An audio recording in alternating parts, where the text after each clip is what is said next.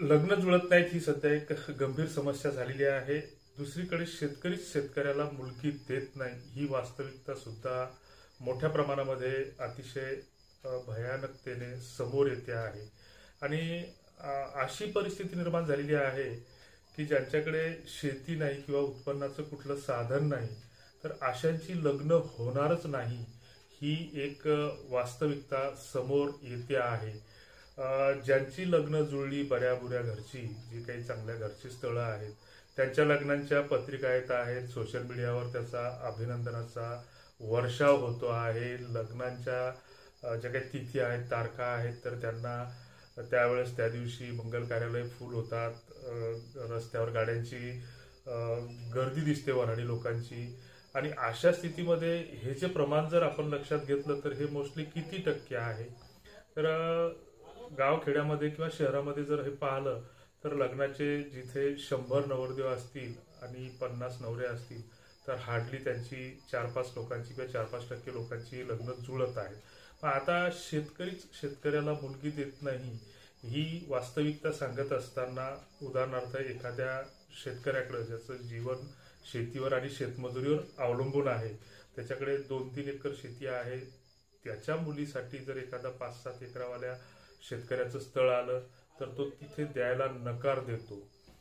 वास्तविक तो त्याच्यापेक्षा दुप्पट तिप्पट श्रीमंत आहे किंवा प्रॉपर्टीने तो त्याच्यापेक्षा दुप्पट किंवा तिप्पट संपत्ती ठेवतो, तरी सुद्धा शेतकऱ्याची इथं मुलगी देत नाही. किंवा काही काही शेतकरी असे आहेत की त्यांच्याकडं 8-10 एकर 10-12 एकर जमीन आहे.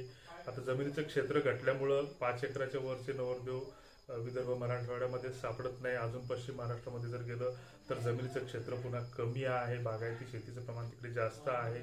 आणि अशा स्थितीमध्ये जे काही शेतकरी वर्गामध्ये मोडतात किंवा सधन वर्गामध्ये, मध्यम वर्गामध्ये मोडतात, तर त्यांनाही मुली मिळत नाहीत. मग ही भयानक वास्तविकता का निर्माण होते?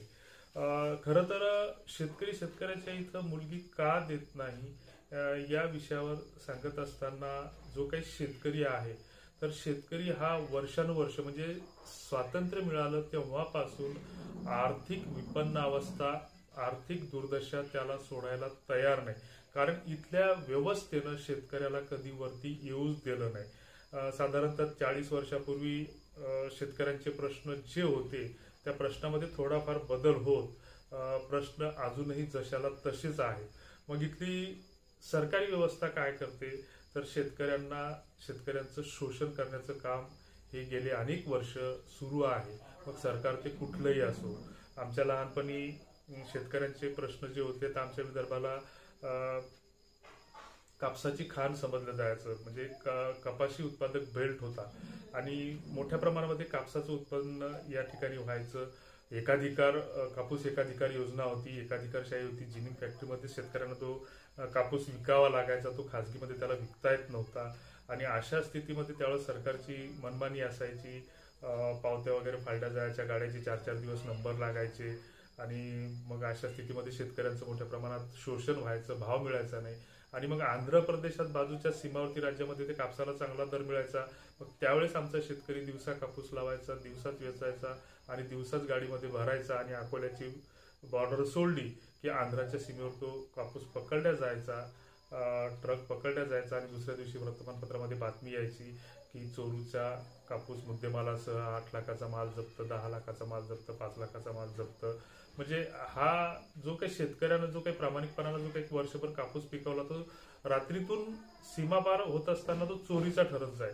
आणि त्यावेळेस मग काही नारे होते, आमका नेता चंद्राची कोर आणि बाकी सगळे हरामखोर नेते शेतकऱ्यांच्या आंदोलनाचे नेतृत्व करत करत मोठे झाले. आणि आजही शेतकऱ्यांची जी अवस्था आहे की त्याच्यामध्ये काही फारसा फरक पडलेला नाही. निवडणुका आल्या की शेतकऱ्यांना मोठमोठाली आश्वासनं दिली जातात, खैराती वाटल्या जातात.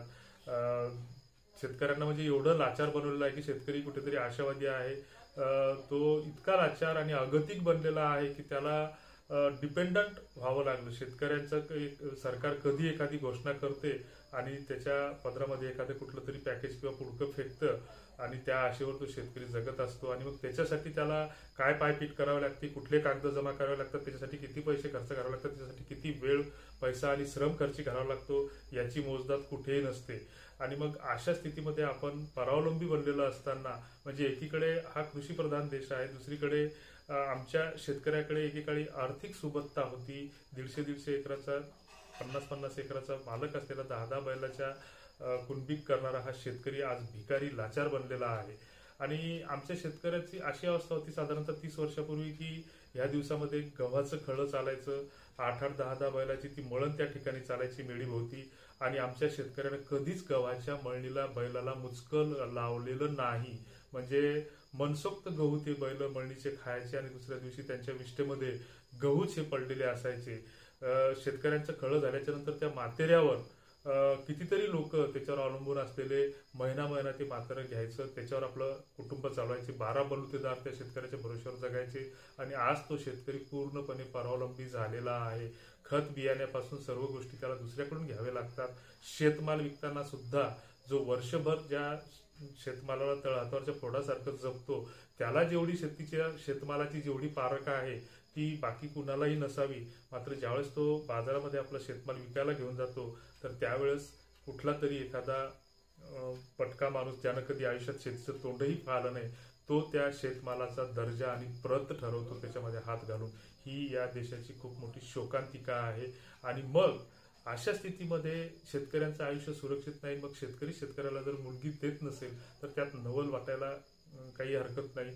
आणि अशा स्थितीमध्ये मग हे जे लग्न जुळत नाही तर याच्यामध्ये बऱ्याच जणांची फसवणूक होत आहे. मग लग्न जुळत नाही तर मग समाजाने किंवा एखाद्या विवाह संस्थेने काही केलं पाहिजे, ही आशा, ही फोल आशा आहे.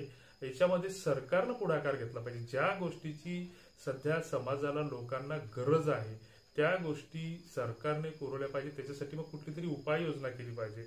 मग लग्न जुळत नाही तर मग कुठेतरी एखादी प्रोत्साहन योजना सुरू केली पाहिजे.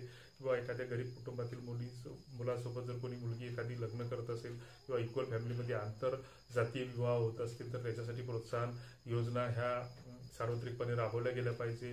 दुसरीकडे असंख्य अशा विधवा, परित्यक्त्या अशा समाजामध्ये आहेत ज्यांना आधाराची गरज आहे, मात्र सामाजिक बंधनामुळे त्या पुढे येऊ शकत नाहीत किंवा कौटुंबिक बंधनामुळे त्या पुढे येऊ शकत नाहीत. आणि अशा स्थितीमध्ये जर मुलाबिळांमध्ये सगळं जर स्वीकारत कोणी तयार असेल तर त्याच्यासाठी सुद्धा सरकारने पुढाकार घेतला पाहिजे. दुसरीकडे समाजामध्ये जी काही व्यसनाधीनता वाढते आहे तर आमच्याकडे असे भले भले राजकीय नेतृत्व आहेत की त्यांनी नुसते एखादा डरकाळी जरी फोडली तर आमची तरुणाई रस्त्यावर उतरून दंगली घडवतील एवढी ताकद आमच्या राजकीय शक्तीमध्ये आहे. मात्र ही राजकीय शक्ती एखाद्या, आमच्या लहानपणापासून आम्ही बघतो की एकाही नेत्याने आतापर्यंत आवाज उठवला नाही. की आमचे नेते म्हणतात की धार्मिक दंगली किंवा जातीवाचक दंगली घडवण्यासाठी किंवा नेत्याविरुद्ध बोलण्यासाठी आमचे नेते आक्रमक असतात आणि त्याच्यात आमचे पोरं दंगलीतही उतरतात. मात्र आतापर्यंत एकाही नेत्यानं असं एखादी घोषणा केली नाही की उद्यापासून किंवा 8 दिवसाच्या आत किंवा 15 दिवसाच्या आत किंवा महिन्याच्या आत राज्यातील सगळे दारूचे दुकानं किंवा गुटखा बंद नाही झाला तर आम्ही ते दुकानं स्वतः फोडू किंवा आम्ही जाळून देऊ किंवा आमचे कार्यकर्ते जाळतील. जसं टोल नाक्याचे मागे आंदोलन झालं होतं त्या पद्धतीनं आंदोलन करण्याची आमच्या नेत्यामध्ये क्षमता नाही. दर सेकंदाला तुमच्या मोबाईलवर प्रत्येक याच्यावर ऑनलाईन गेमच्या जाहिराती येत आहेत. जुगारापायी अनेक कुटुंब बर्बाद होत आहेत. मात्र आमच्या एकाही नेत्याकडे याच्याविषयी आवाज उठवायला हिंमत नाही. आणि ही सगळ्या परिस्थितीमध्ये आम्ही भरकटत चाललेलो आहोत. वेगवेगळ्या प्रकारच्या गुलामगिऱ्या आम्ही स्वीकारत आहोत. धार्मिक गुलामगिरीमध्ये आम्ही गुरफटलो आहोत. शैक्षणिक गुलामगिरी आमच्यावर लादली गेलेली आहे. शिक्षणाचं बाजारीकरण झालेलं आहे. दुसरीकडे आर्थिक गुलामगिरीमध्ये आम्ही सापडलेलो आहोत. असा एकही कुटुंब शिल्लक नाही की त्याच्याकडे कुठलं कर्ज नाही, कर्जाचे हप्ते नाहीत. तर छोट्या छोट्या तालुक्याच्या ठिकाणी पहिले 10-15 बँका असायच्या, आता तिथं 60-60 पतसंस्था झाल्या, 5-5 नॅशनलाइज बँका झाल्या आणि फायनान्स कंपन्या 10-10, 15-15 आहेत. महिलांना कर्ज देणाऱ्या मायक्रो फायनान्स कंपन्या 30-30, 40-40 झालेल्या आहेत. आणि यांचं सगळं ते पोटेन्शियल आता तुम्हाला आम्हाला कर्ज वाटण्यावर सुरू आहे. त्यातच आता सिबिल सारख्या कंपन्या ते स्वतःची भरपाई करून घेत आहेत. आणि सामान्य माणसावर कुठं जर अन्याय अत्याचार होत असेल तर त्याला न्याय मिळत नाही. आणि ही सगळी परिस्थिती दिवसेंदिवस बनत चाललेली आहे. समाजामध्ये 95% तत्व जवळपास लोकांना फसवण्यासाठी गुन्हेगारी प्रवृत्तीनं प्रवृत्त झालेले आहेत. धार्मिकता नैतिकता ही लोप पावत चाललेली आहे आणि समाज हा प्रवाहपतीत झाला असं म्हणायला हरकत नाही. आणि अशा स्थितीमध्ये लग्न जुळत नसतील, मुलांच्या मुलींच्या संख्येमध्ये विसंगती निर्माण होत असेल तर यात नवल वाटायला नको.